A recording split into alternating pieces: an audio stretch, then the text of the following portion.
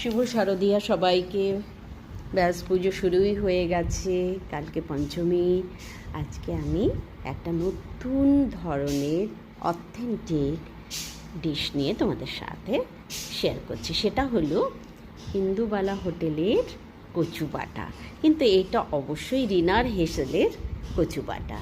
তো আমি বাজার থেকে আমি একটা শোলা কচু নিয়ে এসেছিলাম, সেটাকে ছুলে ধুয়ে টুকরো করে নিয়েছি। তারপরে কিসনি দিয়ে ভালো করে কিসে নিলাম। এরপরে এটাকে থালায় নুন আর এক টুকরো লেবুর রস দিয়ে ভালো করে মেখে রেখে দেবো বেশ 10-15 মিনিট। ওটা রেখে দেওয়ার পরে আমি একটা বাটিতে, কেন কি কাঁসার থালা তো তেতো হয়ে যাবে করে উঠিয়ে রেখে দিয়েছিলাম। তারপর ওটা দিয়ে দুধটা বের করে দিয়েছি। এবারে আবার থালায় নিয়েছি। এখানে নিয়েছি আমি সাদা সর্ষে, তারপরে কালো সর্ষে দিয়ে নুন দিয়ে একটু আমি ওটা পিষে নিয়েছি। তারপরে কাঁচা লঙ্কা দিলাম ওর মধ্যে, কাঁচা আর পাকা দুই রকমেরই।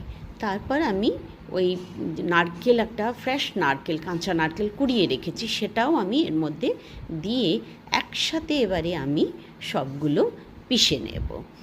তো কচু বাটাটাও দেখো সব হয়ে গেছে। আমি এবারে থালায় সমস্ত বাটাটা নিয়ে নিলাম আর উপর দিকে একটু গন্ধরাজ লেবুর রস ছড়িয়ে দিলাম আর একটু সর্ষের তেল দিয়ে দিলাম।